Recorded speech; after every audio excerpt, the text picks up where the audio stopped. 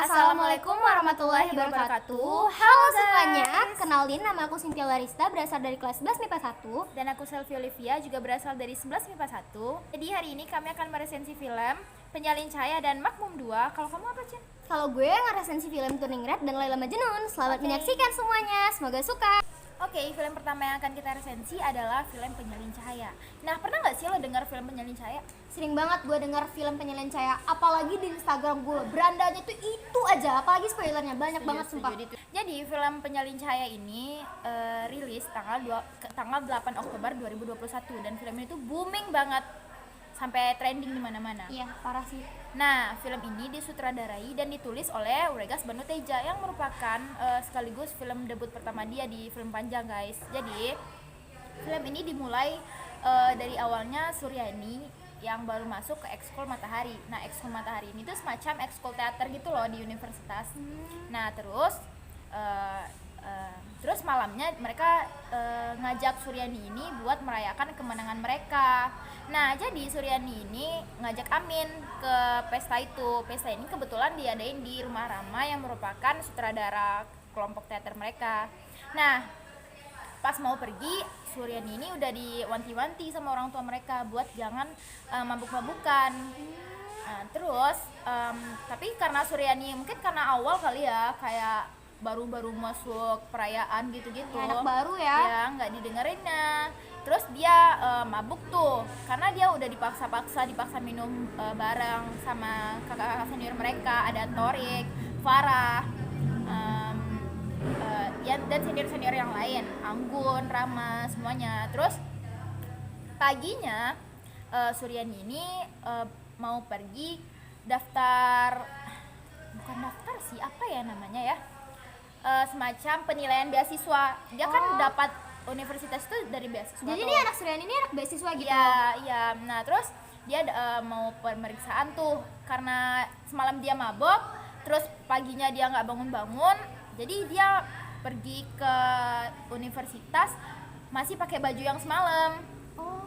Terus pas pemeriksaan ditanya tuh sama orang-orang, sama petinggi-petinggi di sana, ditanya, kamu mabok semalam gitu-gitu. Ternyata video mabuk, foto-foto mabuk dia semalam itu di-upload semua ke sosmednya. Serius? Siapa tuh yang upload? Nah, itu dia curiga karena dia nggak ngerasa dia ngupload sendiri. Terus karena itu jadi beasiswanya tuh terancam dicabut. Jadi dia harus nyari tahu dong siapa yang pelakunya. Iya, siapa pelakunya. Terus didatengin tuh satu-satu kakak-kakak yang di ekskul mereka, kayak Anggun, Rama. Terus dia juga minta bantuan Amin buat nyelidikin kasus itu. Amin siapa? Amin ini sahabat yang dia minta temenin ke pesta tadi. Amin ini tuh tukang fotokopi gitu loh di dekat kampus mereka, yang merupakan sekaligus gitu. sahabat dari kecilnya si Suryani. Nah, terus pulang tuh dia kan dari abis beasiswa. Ternyata pas pulang dia diusir sama keluarganya. Kenapa dia diusir? Karena waktu dia pulang mabuk-mabukan, ternyata dia diantar sama netkar, bapak-bapak netkar, which is bapaknya nggak tahu dong di mana rumahnya yang persis banget. Terus diketok tuh rumah tetangga satu-satu malam itu. Iya, makanya jadi tetangga pada tahu dong, malu dong orang tuanya. Parah sih, lagi udah malam nggak sih?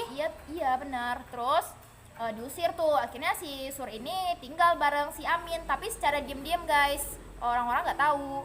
Nah, terus selama sama Amin mereka berusaha nyari tahu siapa sih pelaku dari yang ngupload foto-foto dia di sosmed dia kan.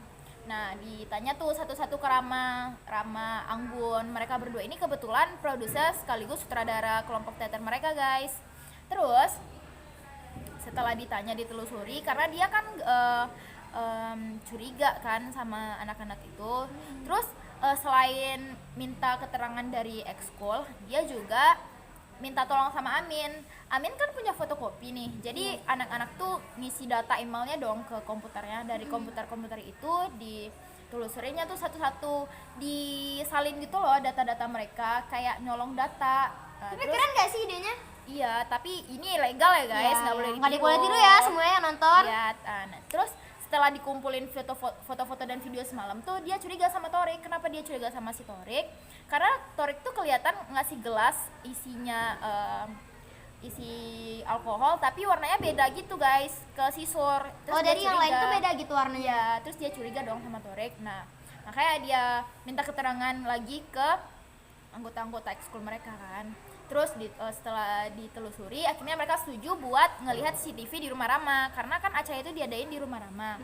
Malam itu kelompok ekskul dikumpulin semua tuh dalam satu ruangan dan mereka ngeliat CCTV. Setelah ngelihat CCTV, maaf, Pelan-pelan aja ya guys ya. setelah melihat CCTV akhirnya mereka tuh tahu kenapa Torik ini Torik tuh ngapain aja selama pesta. Ternyata Jadi si Torek itu beda gitu ya kelakuannya sama anak-anak yang lain. iya, kayak dia lama banget di dapur. Orang-orang curiga dong ngapain dia di dapur. Terus akhirnya ngapain tuh dia di dapur? Ternyata dia di dapur itu dia diam karena dia ngalamin depresi. Wah, Depresi banget sih itu orang. Terus akhirnya semua orang-orang tuh tahu kan kenapa Torik lama di dapur. Terus minumannya juga nggak ada yang salah. Akhirnya bubar tuh mereka. Tapi si Sur ini tetap kekeh pengen ngelihat. Jadi dia ngelihat satu kali lagi CCTV-nya. Terus waktu dia diantar naik ke netcar, di belakangnya ada Rama nyusul. Curiga dong dia. Difotoinnya CCTV itu semuanya. Terus disimpan di HP-nya. Terus si Sur ini minta tolong ke si Amin karena dia curiga sama si Rama. Dia minta tolong ke si Amin buat ngajak Rama masukin datanya lagi ke komputer. oh. Jadi kayak kalau misalnya dia masukin email, si Sur juga mau masuk ke emailnya Rama. Kayak copy gitu nggak sih Iya, ke si iya. komputernya si Sur? Tapi waktu Rama neken enter, tapi dia telat. Jadi Ketahuan dong? Nggak ketahuan, tapi Rama curiga. Wah, Pemberitahuan itu masuk guys ke emailnya Rama. kurang bersih sih mainnya ya. Iya, tapi dapet data-datanya dapet. Dapat sih. Abis itu setelah didapetin datanya, Rama ngomong sama si Amin. Dia ngomong tentang kayak gue mau lagi nih foto-foto yang kemarin. Curiga dong Surnya, foto-foto apa nih? Terus Amin nolak. Cuman Sur udah kebawa curiga duluan. Abis itu Rama pergi.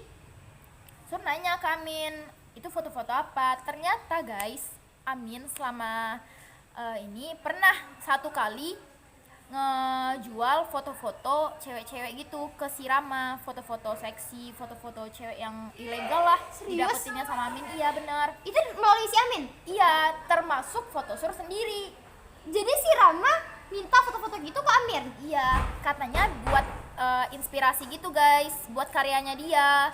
Nah, si Amin ini waktu itu ngasih pembelaan dong. Katanya Yes, dia waktu ngasih ke Rama itu dia lagi butuh duit banget buat adiknya yang masuk rumah Tapi sakit. tetap nggak boleh nggak sih? Iya, Kayak tetap nggak marah boleh. banget sih gue kalau kayak gitu. Terus Sur marah banget sih. Terus Sur kabur tuh, nggak mau lagi dia tinggal sama Amin. Kabur kan dia. Akhirnya di salah satu warnet yang lain dilihatnya tuh guys, file-file yang tadi kan dilihat. Terus ternyata banyak banget foto-foto cewek di emailnya Rama, termasuk foto Sur, foto-foto tubuh-tubuh cewek. Ternyata selama ini karya-karya yang dihasilin sama Rama itu berasal dari tubuh-tubuh manusia guys. Kayak iya, di foto-fotonya satu-satu terus dijadiin karya. Ngerti nggak sih lo? Kayak parah banget nggak sih? Gua nggak itu sih. Parah banget sih nggak Rama. mikirin itu sih. Terus akhirnya setelah dia tahu Itu si Rama berarti itu pelakunya. Iya, Rama pelakunya. Cuman ini masih ada kelanjutannya nih. Ini apa tuh? Dikumpulinnya tuh data-data semuanya, dikaduinnya ke petinggi universitas. Tapi pas dikaduin kan diem-diem ya.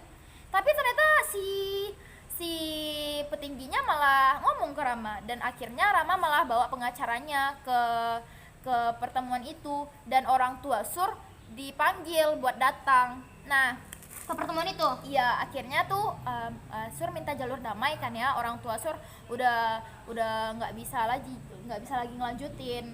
Terus akhirnya pulang tuh mereka semua kan.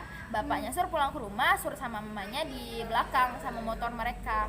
Nah, tapi insting orang tua, insting ibu lah ya, pasti tahu nggak sih anaknya ada yang nggak beres sama anaknya. Nah, terus pergi tuh mereka ke salah satu kenalan mamanya Sur. Jadi Terus namanya tahu tuh anaknya nggak berbuat kayak gitu. iya, nggak, mamanya tahu kalau anaknya tuh dilecehkan gitu nggak sih? Dilecehkan Ya gitu. insting orang tua tuh Iya. nggak ada yang salah sih. Terus selama di sana berita nyebar tuh guys ke segala penjuru, nyebar banget kan. Akhirnya Jadi orang-orang tahu tuh semuanya. iya, orang-orang tahu kalau si Rama itu ngelakuin hal yang jahat. Cuman ya karena dia punya power nggak sih, jadi orang-orang nggak berani juga sih. Terus akhirnya selama di rumah kenalannya mamanya si Sur, akhirnya datang nih 2 orang, Farah sama Torik. Nah Farah ini sebenarnya dari awal udah pernah wanti-wanti ke Sur sih buat nggak usah datang ke pesta. Ternyata tapi Sur tetep kekeh mau nggak percaya tuh sama Farah. Tapi ternyata kenapa? Tau nggak sih Torik ini depresi kenapa? Karena dia juga pernah digituin sama Rama. Sama Rama sendiri temannya? Iya. Digituin juga? Dia difoto juga sama Rama. Dia cowok loh padahal. Parah sih. Berarti dia nggak mandang gender gitu, gitu-gitu orang? Enggak. Parah sih, gua nggak. Farah juga pernah. Oh, Farah juga pernah? Pernah jadi Oh. di tubuh Farah ini ada tato Farah ini sama salah satu properti yang ada di teater gitu guys. Nah, makanya Serem banget sih, sumpah. nah terus kerjasama tuh mereka kan, mereka mau datengin Bapak Netkar yang udah kerja sama Rama. Akhirnya dijebak tuh Bapak Netkarnya. Tapi guys sayang banget, Bapak Netkarnya udah sempat ngirim GPS gitu ke Rama. Akhirnya ngirim sinyal kalau dia tuh lagi nggak baik-baik aja gitu loh. Terus ngirim location. Jadi Bapak Netkernya tuh kerjasama gitu sama Rama? Ya kerjasama. Nah terus udah dijebak nih Bapak Netkarnya kan, dibawa ke rumah sementaranya si Sur. Tapi waktu mereka udah dapat bukti video-video yang pernah Bapak Netkarnya rekam selama Rama tuh ngefoto tubuh-tubuh orang-orang yang udah ditelanjanginnya di dalam pelecehan mobil. banget sih, Di sumpah. dalam mobil Bapak Netkar. Serem banget. Terus tapi ternyata pas mereka udah ngumpul, Rama datang bawa orang-orang penyemprot nyamuk. Dan akhirnya mereka nggak bisa dapet bukti itu. Jadi Bapak Netker dibawa Rama? Iya, Bapak Netkarnya dibawa Rama, terus mereka dijebak Rama. Akhirnya mereka nggak dapat satu bukti pun guys. Parah sih, Cuman gila. terus hal terakhir yang bisa mereka lakuin adalah mereka bawa fotokopi Amin ke atas, ke lantai atas, ke rooftop kali ya namanya. Si rooftop sih. Terus mereka catetin pengalaman pelecehan mereka yang pernah dilakukan oleh Rama.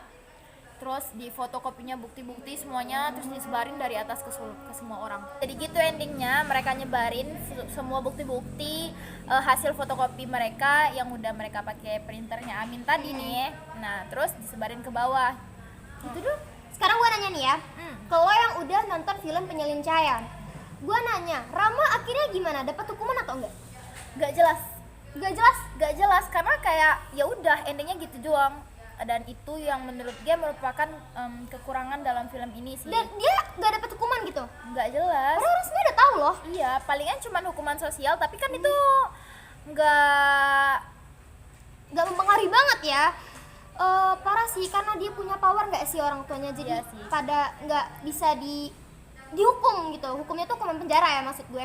mungkin karena penulisnya ini pengen ngeliatin hukuman di kehidupan nyata nggak sih? Karena iya. memang pelaku pelecehan itu sulit banget guys dihukum karena kekurangannya bukti-bukti yang ada. Tapi pelecehan parah banget sih guys. Jangan sampai temen-temen yang nonton ini mengalami itu ya.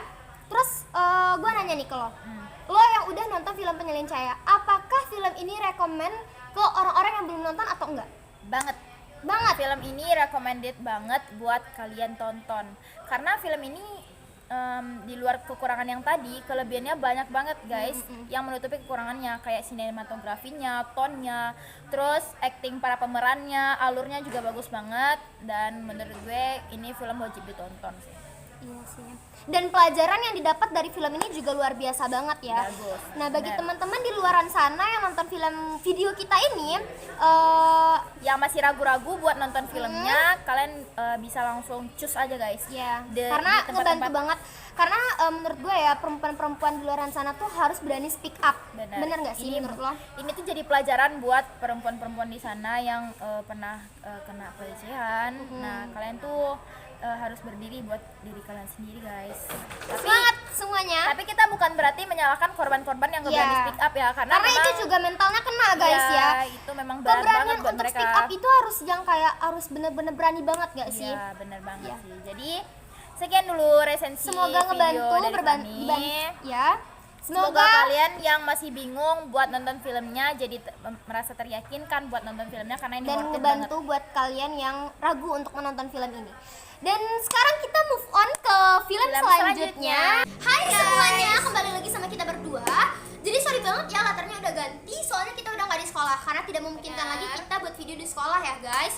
Nah jadi sekarang siapa nih yang bakalan resensi selanjutnya? Jadi sekarang kita bakalan ngeresensi film Turning Red yang bakal diresensi oleh Cynthia, karena tadinya udah yang serius-serius banget ya Iya. guys. Nah sekarang kita yang santai-santai aja nih. Yang lebih chill ya guys. Nah sekarang gue bakalan ngeresensi film Turning Red yang diproduksi oleh Pixar Animasi Studio. Pernah gak sih dengar film-film dari Pixar? Banyak dong, Pixar tuh nggak pernah gagal guys dalam produksi animasi. Iya, animasi-animasinya selalu keren. Selanjutnya gue bakalan ngeresensi film Turning Red. Nah, jadi film Turning Red ini diperankan oleh Maylin dan ada 3 orang temannya yang bernama Priya. Jadi Priya ini wanita apa cowok nih? Cowok cewek, cowok apa cewek nih? Sorry ya, ribet ya guys, cowok apa cewek nih? Cowok, salah banget. Priya ini cewek guys. Nah, tapi namanya Priya ya. Agak bingung ya, tapi ini cewek ya. Nah, dia itu yang punya kepribadian yang lebih pendiam gitu loh, lebih pendiam tapi yang nggak pendiam banget karena ada yang lebih cool, namanya itu Miriam. Dan ada yang heboh, hiperaktif ya seperti selfie. Nah, itu namanya Abi. Jadi dia itu orang-orang Korea yang lucu-lucu, cute-cute, oni-oni Korea gitu ya. Nah, itu si Abi. Jadi teman-temannya itu ada 3 dan kepribadiannya berbeda-beda dan gender warna kulitnya juga berbeda-beda ya. Jadi keren banget guys. Turning Red ini adalah film yang menceritakan dari masa anak-anak ke masa remaja. Jadi masa peralihan gitu. Masa pubertas Ya, betul banget, masa pubertas ya guys ya. Nah, jadi film ini tuh kayak pubertas anak-anak cewek, kayak dia pasti ngalamin menstruasi, terus suka sama lawan jenis, dan yang lagi booming sekarang tuh yang gila-gilaan banget sama idol, ya kan, K-pop Boyband. gitu. Ya. Nah, sama banget sama di film Turning Red ini, dia tuh gila-gila banget sama boyband namanya Four Town. Jadi si teman-teman Maylin ini suka banget sama film yang namanya idol yang namanya itu Four Town ya guys. Nah, jadi Maylin itu berasal dari keluarga yang sangat harmonis, di mana dia ada neneknya, ada papanya, dan ada mamanya. keluarga Cemara. Iya, keluarga Cemara. Terus mereka itu ada kuil guys, ada kuil di rumahnya itu tuh yang dia itu menyembah panah merah raksasa. Jadi tuh di film ini tuh lucu banget, gila, lo harus nonton banget ya. Film Turning Red itu lucu banget. Jadi film Maylin itu menceritakan tuh ya, kalau si Maylin itu lagi marah, dia itu akan mengeluarkan panda merah raksasa. Nah, kenapa sih panda merah raksasa? Karena sejarah keluarganya itu dia itu mengandung kepercayaan panda merah raksasa. Nah, terus jadi kita balik lagi ya ke yang si Maylin ini. Jadi di sekolah itu dia kan punya teman-temannya tuh. Dan film ini tuh menceritakan tentang persahabatan kekeluargaan yang sangat kompak banget. Awalnya. Jadi tuh kompak banget ya sama teman-temannya yang lainnya. Terus dia suka banget sama boyband Four Town. Dan ada salah satu dari idol Four Town-nya ini tuh mirip banget sama kasir yang ada di supermarket dekat sekolah si Maylin ini. Namanya Devon. Jadi si Maylin itu kayak tergila-gila juga sama si Devon ini. Terus sewaktu-waktu si Maylin ini tuh ngegambar-gambar dia sama si Devon pada saat dia lagi buat tugas. Nah, for your information, si Maylin ini tuh cewek pintar gitu di kelasnya. Terus dia ngegambar si Devon ini sama dia di gambar buku pelajarannya. Ketahuan banget sama mamanya. Terus mamanya tuh marah-marah sampai ngurung dia di kamar. Terus tau gak sih paginya kenapa? Paginya itu Maylin itu berubah menjadi panah merah raksasa. Kok bisa? Karena ya emang di keluarganya itu menganut kepercayaan itu, dan itu tuh emang terjadi gitu loh pada saat masa-masa peralihan remaja juga. Nah, dia menyangka dirinya itu menstruasi. Terus dia malu loh ya kan, keluar dari kamarnya. Terus ibunya menyadari akan hal itu, dan dia memberikan pembalut ya guys, pembalut ke si Maylin ini. Terus Maylin itu tuh bilang kayak nggak apa-apa gitu, dia nggak apa-apa. Terus dan ternyata panda merah raksasa itu akan berubah ketika emosional si Maylin itu tidak terkontrol. Ngerti nggak sih? Pas Kalau lagi marah banget. iya pas lagi marah. Terus kalau misalnya lo lagi sedih, itu tuh si Meilin tuh akan berubah menjadi panda merah raksasa. Nah awalnya tuh dia malu banget, dia mencoba untuk menutupi kalau dia itu berubah jadi panda merah raksasa. Terus akhirnya pagi itu dia udah berubah gitu lagi menjadi seorang Meilin yang seutuhnya. Terus dia berangkat ke sekolah. Nah setibanya di sekolah dia bertemu lagi dengan teman-temannya, dia lagi asik-asikan sama teman-temannya.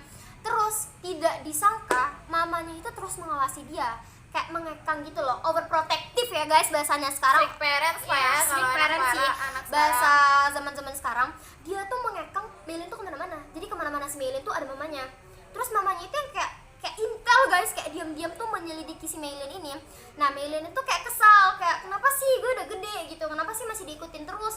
Terus ya butuh kebebasan lah, kayak butuh ruang gitu loh untuk main sama teman-temannya. Akhirnya Meilin ini marah berubah menjadi panda merah raksasa, dan dia tuh malu kan pada saat itu tuh, kayak first time dia diliatin ke orang-orang kalau dia tuh berubah menjadi panda merah raksasa. Terus orang-orang juga pada kaget, terus dia lari dan mamanya ngejar si Meilin ini kemana-mana. Terus sampai di rumah dia nangis banget, kayak dia ngurung diri, dia nggak mau keluar, dia juga nggak mau makan si Meilin ini. Terus sampailah teman-temannya menghibur dia. Ya namanya sahabat ya, kalau teman lagi sedih pasti dihibur kan. Bener-bener. Ya kayak kita berdua juga sih ya guys. Kayak kalian juga kan di rumah Ya. bareng-bareng teman-teman. Iya. Terus ya terus dia ngehibur si Meilin ini, berusaha untuk menghibur, kayak jangan sedih, ini nggak apa-apa, ini biasa aja gitu loh. Kayak masa peralihan tuh lo nggak usah sedih-sedih kayak gini. Terus berubah si Meilin itu jadi ceria lagi guys, Terus dia mikir kayak gimana sih cara dia ngontrol emosinya supaya dia nggak berubah jadi panda merah raksasa. Terus akhirnya dia kayak berubah menjadi Meilin yang seutuhnya lagi. Terus dia bernyanyi-nyanyi bersama-sama teman-temannya, asik-asikan bareng teman-temannya. Terus dia asik-asikan, akhirnya tuh ada pengumuman boy band kesayangan dia Fortune itu tuh akan tampil di kotanya. Widih. Terus dia kayak nih masalahnya nih, konfliknya nih. Nih lo tebak dia nonton atau enggak? Mau dong nonton, kabur ya. Nah ini ya guys, gue ceritain. Nah akhirnya dia daftar tuh masuk kayak beli tiket ya Orang tuanya untuk tahu. Nah itu orang tuanya itu tipe orang tua yang bener-bener overprotective parah guys. Dia takut anaknya tuh kenapa-kenapa karena ada masa lalu di balik itu. Jadi ibunya si Meilin ini dulu juga punya panda merah raksasa. Tapi bedanya panda merah raksasa ibunya itu berubah tuh pas dia lagi marah. Yang bener-bener panda merah yang sangat-sangat pemarah gitu. Beda sama si Meilin. Menyeramkan Ya menyeramkan banget. Terus di keluarga Meilin ini yang kayak nenek-neneknya, yang kayak leluhur-leluhurnya itu berusaha untuk mengusir panda merah raksasa ini, berusaha mengusir apa sih namanya, kayak sial apa namanya, buang sial lah ya istilahnya, buang sial dari panda merah raksasa ini. Nah tapi si Meilin ini belum disuruh buat itu, karena Meilin berusaha untuk mengontrol emosinya terus menerus kan guys. Terus mendaftarlah dia kan, terus dia udah daftar, terus ketahuan nih sama nyokapnya, sama ibunya, ketahuan kalau dia daftar grup Fortune itu. Terus ibunya nih marah yang sebenarnya marah banget, yang sampai kayak dia nggak boleh main sama teman-temannya lagi, dia nggak boleh ikut grup Fortune lagi. Terus teman-temannya malah bilang kayak, kenapa sih kok Meilin dilarang ikut sama kami? Terus ibunya juga ngelarang Meilin temenan sama teman-temannya. Bisa-bisanya ibunya tuh ngelarang Meilin berteman. Kayak masa ya anaknya tunggal ya kan, di zaman yang kayak gini anak-anak remaja sendirian itu kayak Semua orang tuh butuh teman ya guys. butuh teman untuk ngobrol Susah juga. banget buat berdiri sendiri. Iya. Terus tuh ibunya marah, dan Meilin tuh juga pada saat itu kondisinya bilang kayak dia juga pusing ya, mungkin dia dalam kondisi itu dia pusing kayak gue harus gimana nih, nggak ngerti dia. Terus akhirnya tuh dia ninggalin teman-temannya, kayak dia bilang ya udah deh mending biarin aja dulu gitu loh. Terus akhirnya dia ikut mamanya. Terus teman-temannya ini pulang dengan raut yang sangat kecewa, kok bisa teman gue kayak gini gitu loh. Akhirnya teman-temannya pergi tuh ke acaranya tuh udah dimulai ya, ini konsernya udah dimulai. Terus teman-temannya pergi dengan raut yang kayak wah, akhirnya kita bertiga, teman kita yang satunya nggak ikut, kayak gitu. Kecewa dong Kecewa mereka. banget sih. Terus aku pun nonton ikut deg-degan gitu loh, kayak kok gini gitu. Itu deg-degan ending soalnya. Terus akhirnya Meilin nggak ada. Terus pada saat itu malam itu pun orang tua dan leluhurnya itu tuh mengusir kesialan panda merah raksasa si Meilin ini. Jadi tuh kayak dia tuh bulat gitu loh, terus dia di tengah, terus leluhurnya tuh di samping-samping gitu. Terus dia tuh kayak menuju portal dunia lain gitu loh. Nah pas di portal dunia lain itu dia bertemu sama panda merah raksasa yang bener-bener tuh leluhurnya banget, yang dari awal banget, namanya Sun Ye. Nah si Sun Ye ini tuh kayak ya intinya tuh dia ingin buang sial si panda merah raksasa ini tuh, tapi tuh pada saat dia mau mengingat itu tuh si dia tuh mengingat kalau dulu tuh dia pernah ikut senang-senang gitu loh sama panda merah raksasanya, kayak ya ketawa sama teman-temannya ya, waktu teman-temannya menghibur. Akhirnya dia tuh nolak supaya dia nggak mau, dia nggak jadi pengen diubah lagi gitu, dia nggak mau, soalnya dia kayak nyaman sama panda merah raksasanya itu. Jadi kayak istilah tuh dia berdamai lah dengan diri sendirinya, kalau dia berdamai kalau dia punya panda merah raksasa itu. Akhirnya dia nggak mau dan orang keluarganya marah. Jadi itu kan kayak lagi itu lagi buang sial, kayak lagi acara gitu. Terus tiba-tiba Meilin ini nggak mau gitu loh. Terus marah kan tuh, orang tuanya marah, leluhurnya marah. Akhirnya dia kabur. Nah kaburnya itu pergi ke grup Fortune itu. Dia pergi ikut konser akhirnya kan, ikut konser. Terus keluarga itu kayak maklumin gitu karena dia masih remaja kan. Terus nenek-neneknya itu pada nyalahin mamanya. Kenapa sih mamanya tuh terlalu overprotective ke anaknya? Kalau kayak gini anaknya tuh nggak ada ruang untuk sendiri. Kan dia masih remaja kan. Terus mamanya tuh kayak merasa bersalah gitu loh. Soalnya dia udah salah mendidik anaknya. Kayak dia udah salah gitu. Ini gimana sih lagi kelanjutannya gitu loh. Bingung dia orang tuanya nih. Terus pas si Meilin ini balik, terus dia kayak merasa bersalah juga. Dan akhirnya mamanya minta maaf, kayak maafin mama ya, soalnya udah kayak gini selama ini. Terus Meilin juga kayak merasa ya nggak apa-apa dia juga merasa bersalah soalnya dia udah kayak melanggar perkataan mamanya lah ya, sedikit demi sedikit. Dia juga gitu. ngerasa keterlaluan lah ya. Ya. Nah. Jadi gitu sih. Jadi akhirnya endingnya tuh dia berdamai dengan keadaan dan happy ending. Dan akhirnya dia juga berdamai dengan ibunya, dia berdamai dengan teman-temannya. Pokoknya seru banget sih. Bagus sih. Ya. Nah, terus nih selama lo nonton film ini, menurut lo ada kekurangan gak dari film ini? Kekurangan di film ini sih sebenarnya dikit banget ya, karena dia kan nih kekurangan itu dia kan menceritakan tentang kuil Tionghoa gitu, tapi dia nggak terlalu menceritakan secara dalam tentang kuil itu. Kayak dia sedikit banget ngeceritain kuil itu, kayak nggak terlalu banyak dia menceritakan itu. Jadi tapi ya kan kayak maksudnya tuh nggak yang mendalam gitu, kurang detail tentang kebudayaan si Meilin itu gimana sebenarnya, kurang detail banget, cuman kayak tipis-tipis banget dia ngasih tahu di film ini. Cuman ini nih kekurangannya. Terus kalau menurut lo kelebihannya Wah, banyak gak? Kelebihannya banyak banget guys, kelebihannya tuh bener-bener banyak banget. Yang kayak ini rekomen banget buat kalian nonton, beneran deh, sumpah. Dan lo kan baru denger nih resensi dari gue, lo harus nonton sih. Udah abis nih gue tonton deh. Bener ya? Bener. Nah jadi nih kelebihan dari film ini tuh banyak banget. Kayak anak-anak yang masih zaman-zaman remaja seperti kita bisa belajar untuk mengontrol diri, belajar untuk terbuka dengan masalah kita, dan belajar untuk self love. Karena self love itu benar-benar sangat penting gak sih? Kayak kita nggak boleh insecure terhadap apa yang udah kita punya gitu. Dan si Meilin itu ngajarin ke kita supaya kita tuh mencintai diri kita sendiri.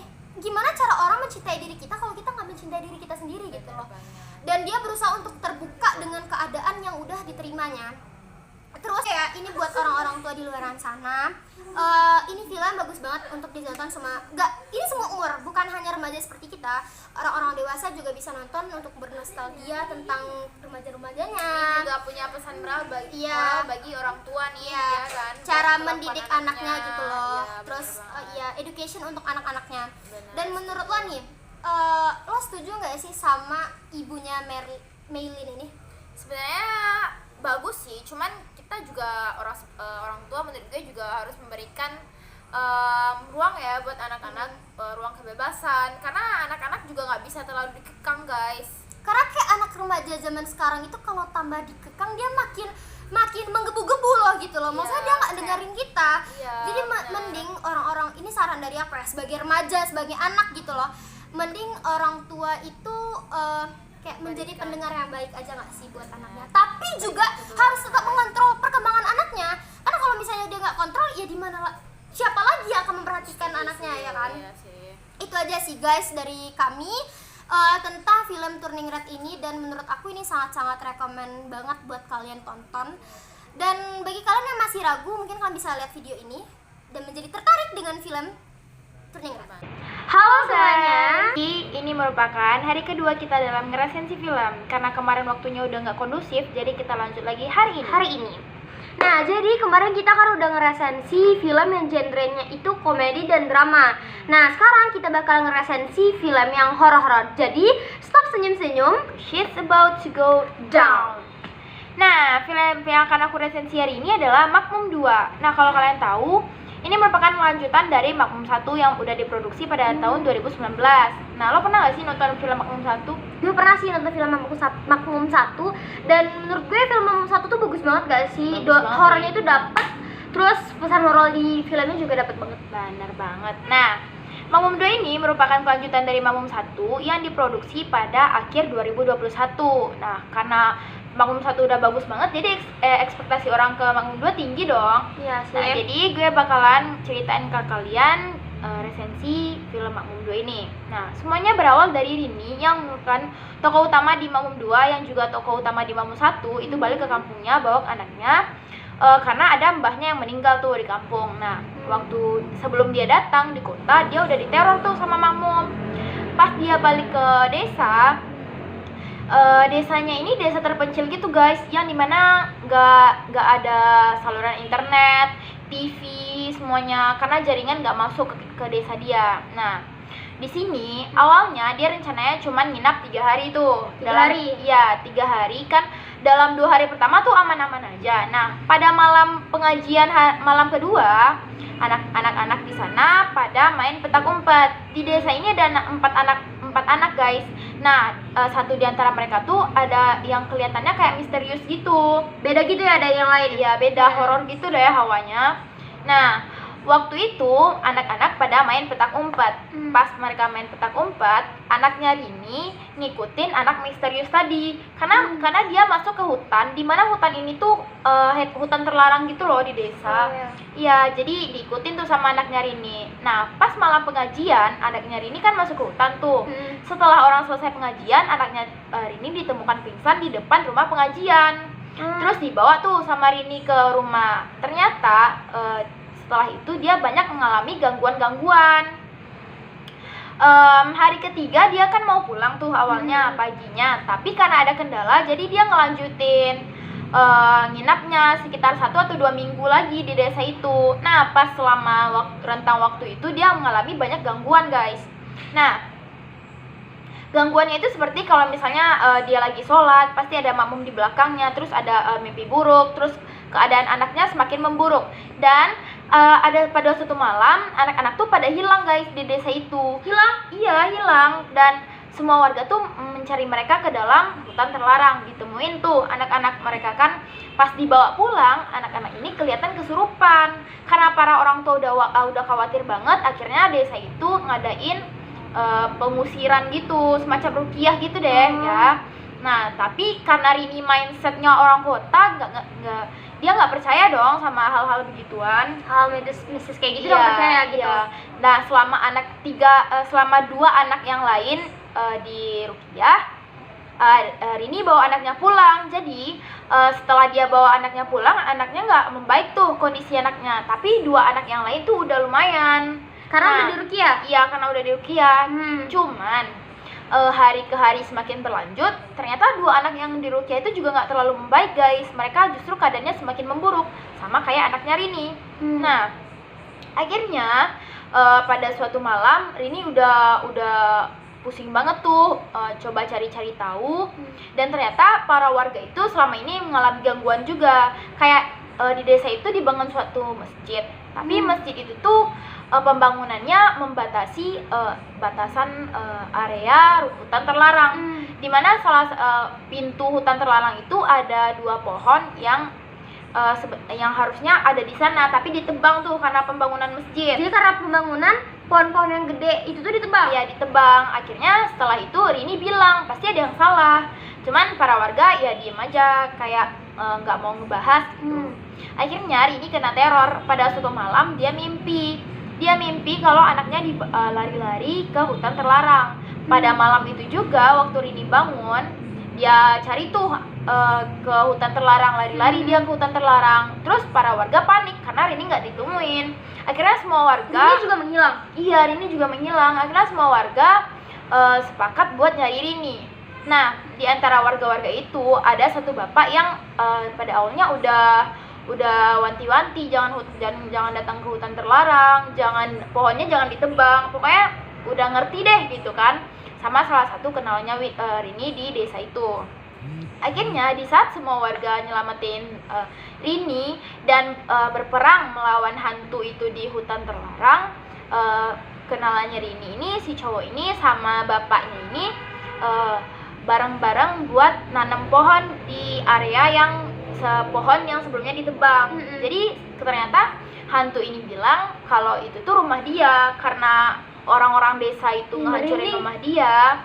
Makanya dia protes dong, dia marah. Jadi setelah berperang melawan hantu itu, akhirnya mereka semua berhasil. Akhirnya warga desa balik dalam keadaan yang semula. Besoknya Rini udah siap-siap, dia langsung packing dan balik lagi ke kotanya sebelumnya. Jadi segitu guys resensinya. Jadi sekarang aku nanya nih ya. Iya. Terus hubungannya sama Makmum 2 tuh apa? Kan tadi aku dengar dia tuh menjelaskan cuman masalah hutan aja ya. Terus yang masalah-masalah hutan, ganggu-gangguan, intinya tuh yang di hutan aja gitu loh masalahnya. Terus hubungannya dengan Makmum itu apa? Nah, ini guys yang menjadi kekurangan dalam film ini. Yang pertama, menurut gue korelasinya konflik yang ada di dalam Makmum 2 ini kurang masuk tuh sama judulnya. Karena sama sekali nggak menjelaskan tentang Makmum dimaksud itu yang mana sih gitu. Kalau dibilang mbahnya juga dia udah diteror dari kota. Kalau dibilang hantunya juga kayaknya nggak mungkin, karena kan balik lagi dia udah diteror dari kota sebelum dia datang ke desa. Iya sih, maksudnya kayak Kayak kenapa? nggak masuk Iya, nggak gitu. masuk akal gitu kan. Maksudnya kan dia makmum gitu kan. Iya, Terus tapi kenapa nggak hubungannya jelas dengan sih. hutan? Iya. Dimana di korelasinya juga nggak masuk akal gitu loh. Nah, selain itu sinematografinya juga menurut gue kurang sih ya, kayak kayak ini udah tahun 2022 dan filmnya masih kurang gitu loh. Masih banyak film-film horor yang lain yang menurut gue sinematografinya lebih bagus Dibanding Makmum 2. Iya, ditambah juga alurnya kurang jelas ya, kayak nggak mendetail gitu, kayak nggak mendalami suatu konfliknya tuh kayak ngambang gitu loh menurut gue. Bercabang ya. Jadi Iya. kita nggak fokus ini sebenarnya konfliknya mana nih Benar. gitu kan. Itu lumayan banyak sih kekurangannya menurut gue. Itu sih menurut lo. Dan sekarang gue nanya nih, menurut lo ini filmnya recommended nggak ke teman-teman yang lagi nonton video ini? Menurut gue ya, sebelum itu gue jelasin dulu nih dikit kelebihannya. Kelebihannya menurut gue acting para pemainnya udah bagus sih. Kayak Titi Kamal ya kan, Pemainnya. pemerannya nggak usah diraguin lagi kan. Cuman menurut gue ini kurang recommended sih buat kalian tonton, karena balik lagi dari kekurangan yang udah gue sebutin itu lumayan bikin gue kayak nggak nyaranin kalian gitu. Tapi kalau misalnya kalian mau nonton, mungkin kalian punya persepsi yang berbeda dari gue, Sudut kalian pandang bisa yang nonton. berbeda. Ya. Nah segitu aja sih menurut gue. Yes. Jadi gitu ya kan? Oke. Paham sih gue. Ya segitu dulu guys resensinya. Jadi setelah ini kita bakalan lanjut ke film Romance ya, karena kemarin kita udah nggak ada bahas romance. Nah sekarang kita akan bahas itu. Oke guys, jadi kita bakalan lanjut ngeresensi. Film selanjutnya kita resensi adalah Laila Majnun yang akan diresensi oleh Cynthia. Oleh saya. Nah sekarang gue tanya ke lo pernah denger gak sih film Laila Majnun? Pernah sih, cuman nggak terlalu ngikutin banget ya. Tapi katanya pemerannya Acha Septriasa sama Reza Radian. Bener banget. Pemainnya itu Acha dan Reza, dan pasti kalian tahu banget kan kalau pemain Reza dan Acha itu adalah pemain yang bener jago banget aktingnya ya kan. Nah sekarang gue bakalan ceritain film Laila Majnun. Diawali dengan ayah Laila ini meninggal dunia, tapi ayahnya ini tuh meninggalkan banyak sekali hutang sehingga ibunya itu pusing dan akhirnya menjual rumah si Laila ini. Dan ayahnya ini adalah pewayang gitu guys dahulunya sebelum meninggal. Terus dia pindahlah ke tempat pamannya. Itu tuh pada masa kecilnya kan, tapi di videonya itu, di filmnya itu tidak dijelasin secara detail masa kecilnya, jadi dia langsung beranjak dewasa. Nah pada saat dewasa, Laila ini tuh adalah sosok wanita yang religius, terus dia pintar dan dia menjadi guru di pesantren wanita, dan dia juga penulis novel yang terkenal. Intinya tuh perempuan keren idaman banget, ya nggak sih? Terus pada saat dia mengajar, dia mendapatkan telepon dari Ilham yang tinggal di Azerbaijan. Nah Ilham ini tuh temannya si Laila ini. Dan ternyata dia itu diizinkan untuk menjadi dosen tamu di Universitas Azerbaijan selama 2 pekan. betapa senangnya banget si Laila ini, Senang karena banget itu sih tuh impiannya iya dia. impian dia banget untuk pergi menjadi dosen tamu ke Azerbaijan. Terus dia bilang ke ibunya, dan ibunya tuh senang banget kan anaknya tuh pergi ke sana. Tapi sebelum keberangkatannya itu tuh ada Ibnu guys. Nah Ibnu ini tuh teman masa kecilnya Laila. Nah Ibnu ini berencana untuk melamar Laila. Dan pamannya itu tuh kayak mendesak-desak Laila itu supaya kamu terima aja pertunangan ini gitu. Dan Padahal kenapa pamannya yang pengen banget? nah, kenapa pamannya pengen banget? Karena pamannya itu merasa kayak balas budi gitu loh kepada ayahnya si Ibnu ini, dan pamannya tuh ngerasa kayak dia tuh segan karena Ibnu ini tuh, keluarga Ibnu adalah keluarga yang kaya raya dan Keluarga utang-utang, iya, keluarga terpandang, dan Ibnu ini juga calon bupati di desa itu guys. Terus keluarga si Ibnu ini tuh yang melunasi utang-utang ayahnya Laila. Jadi kayak orang itu kayak merasa balas budi gitu. Iya. Terus kayak keluarga Laila ini meyakini Laila ini supaya menerima tunangan itu. Terus akhirnya Laila ini hatinya dilunakin ya. Jadi akhirnya Laila menerima tunangan itu dengan syarat dia diizinkan tetap menjadi guru dan dia diizinkan pergi ke Azerbaijan untuk mengajar selama 2 pekan. Oke. Dan Ibnu menyetujui persyaratan itu. Akhirnya sesampainya di Azerbaijan, si Laila bertemulah dengan temannya si Ilham dan dia pergi ke kantor KBRI. Sesampainya di kantor KBRI, ternyata yang menjadi koki di sana adalah Samir. Samir ini adalah anak mahasiswa S2 yang di Azerbaijan. Dia juga pemuda Azerbaijan asli gitu.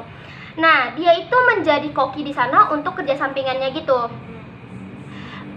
Terus Laila ini merasa kayaknya gue pernah ketemu sama dia, tapi dia lupa di mana gitu. Akhirnya keesokan harinya dia mengajar di Universitas Azerbaijan itu, dan yang ada di dalamnya juga ada Samir. Jadi dia tuh dosen Samir istilahnya kan, dosen tamu. Nah, siswanya. Oke. Nah, pada saat di sana Aca ini tuh, si Laila ini tuh membahas tentang perempuan Jawa, kayak pakaian perempuan Jawa, salah satunya kebaya. Jadi tuh kayak kebaya, terus kayak wayang, intinya kekayaan Indonesia lah gitu ya. Dan yang juga Berbau Jawa berbau lah ya. Jawa. Terus excited lah anak-anak di sana mendengarkan. Tapi ada salah satu mahasiswa yang menyolot seperti ini. Dia bilang perempuan Indonesia itu kayak di belakang laki-laki. Dia tidak mau maju dari laki-laki, kayak gitu. Marah tuh si Aca. Awalnya dia diam aja, tapi untungnya Samir itu yang buat pembelaan gitu. Kayak lo salah, perempuan Indonesia nggak kayak gitu. Perempuan Indonesia tuh kuat-kuat, tangguh-tangguh, nggak yang seperti lo pikirin. Dan pada saat itu si Aca nih, si Laila nih interest banget sama si Samir, kayak keren banget nih cowok, kayak gitu loh. Terus dia mulai nyambung tuh ngomong, karena si Samir ini juga mencintai sastra Indonesia dan dia pernah juga ke Indonesia dulunya gitu. Ya sambung kan ngomongnya, terus dia menjadi dekat, lama-lama menjadi dekat antara si Samir dan si Aca ini, si Laila ya, Laila guys, Aca tuh pemainnya, ya kan.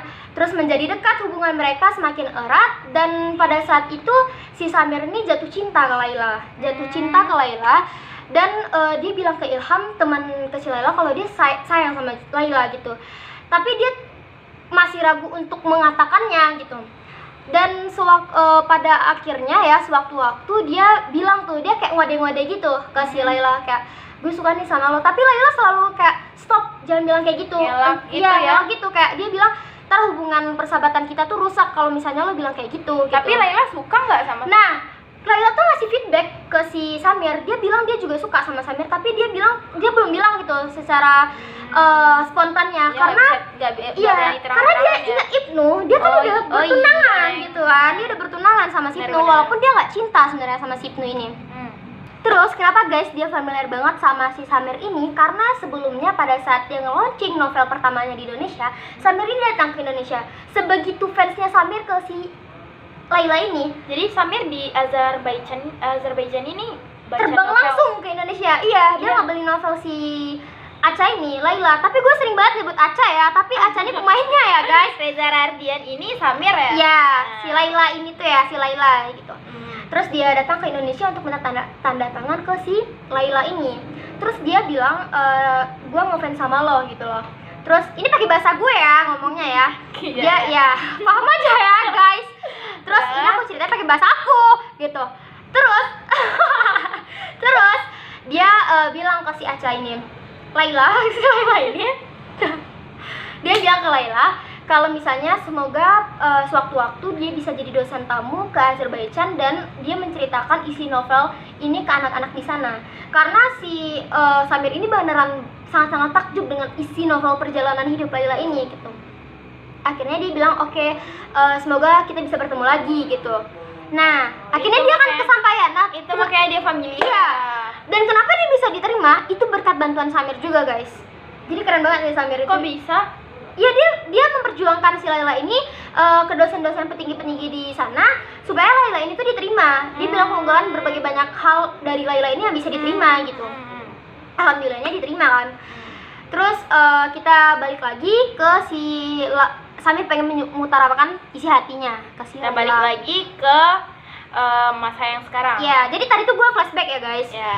Ya, terus dia bilang kan dia pengen untuk menikahi si Laila ini, tapi dia belum bilang.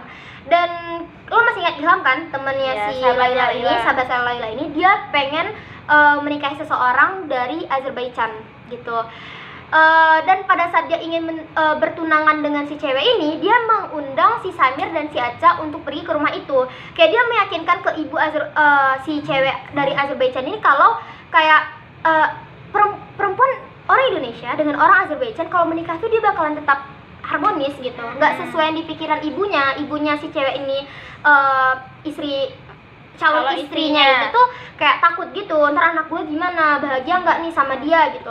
Akhirnya si Ilham ini bilang ke si Aca sama si Reza Rahardian ini, dia bilang, si Samir sama si Laila ini dia bilang kalau lo pura-pura jadi suami istri aja ya gitu, sumpah. Lo pura-pura jadi suami istri aja supaya orang tua calon istri gue tuh percaya kalau misalnya dia bakalan hidup bahagia gitu.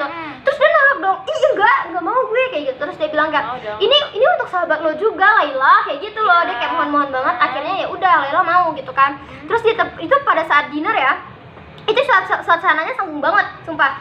Kayak dia di sini kan, terus di sini si Ilham, terus ada Lucu banget dong. Iya, lucu banget, parah, itu tuh lucu banget. Itu scene yang paling lucu sih menurut gue. Terus di sini ada orang tua si calon istrinya si Ilham, terus dia bilang kayak gimana kehidupannya setelah menikah. Terus dia bingung dong gitu loh jawabnya, ini gimana nih, gue mau jawab apa nih gitu kan, bohongan. Belum briefing. Terus ya belum briefing juga kan sebelumnya gimana. Terus si Ilham nih bilang nih, please Laila, lo bohong-bohongan aja ngomongnya, kayak terserah aja lo mau bilang apa. Terus Laila sama Reza nih kayak seolah-olah kayak, iya ini bahagia banget hidup gue setelah nikah, nih bahagia banget bu gitu loh. Kayak sebenarnya wanita Indonesia dengan suaminya dari Azerbaijan itu bakalan hidup harmonis gitu. Dan akhirnya orang tuanya calon istri si Ilham ini menyetujui. Kayak dia bilang menyetujui, dia bilang kayak, weh iya ya keren banget nih kayak gitu.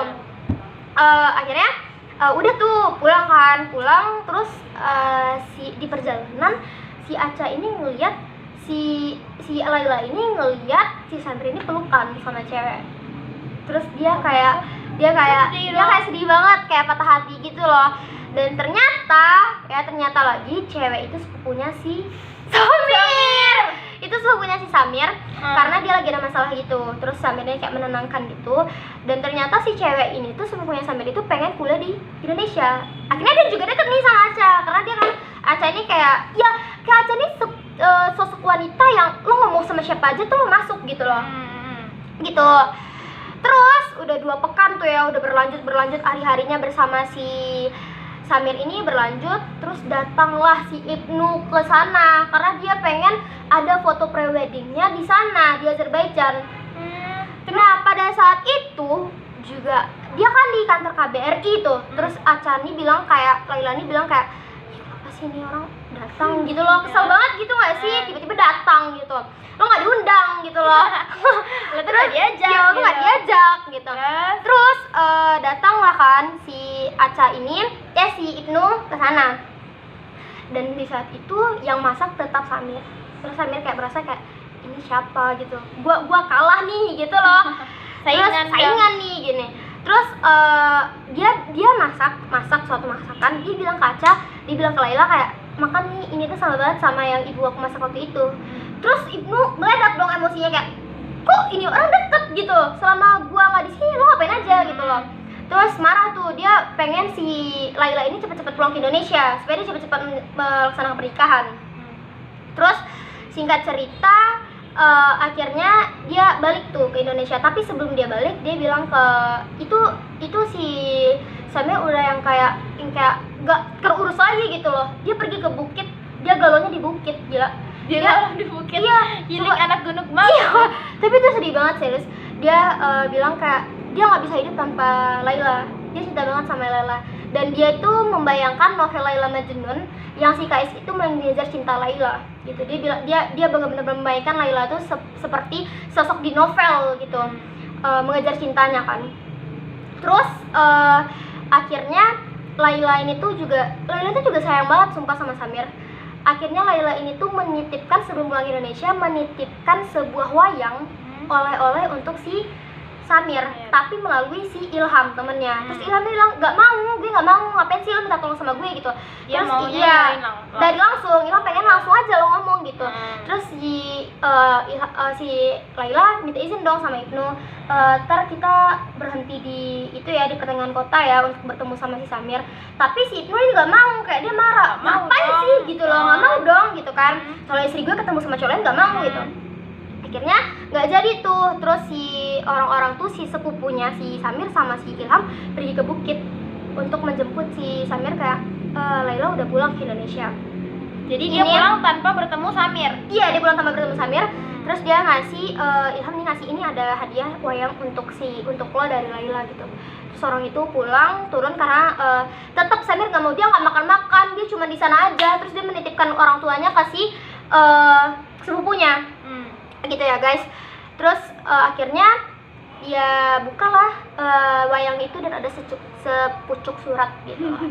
Surat itu menyatakan kalau gue juga cinta sama lo gitu. Dari Gue juga Laila. dari Laila, gue juga menaruh hati ke lo, tapi gue nggak tahu gimana caranya karena gue udah ada tunangan di Indonesia Dia gitu. terikat ya. Iya, terus udah sampainya di Indonesia itu udah akan mengadakan tunangan.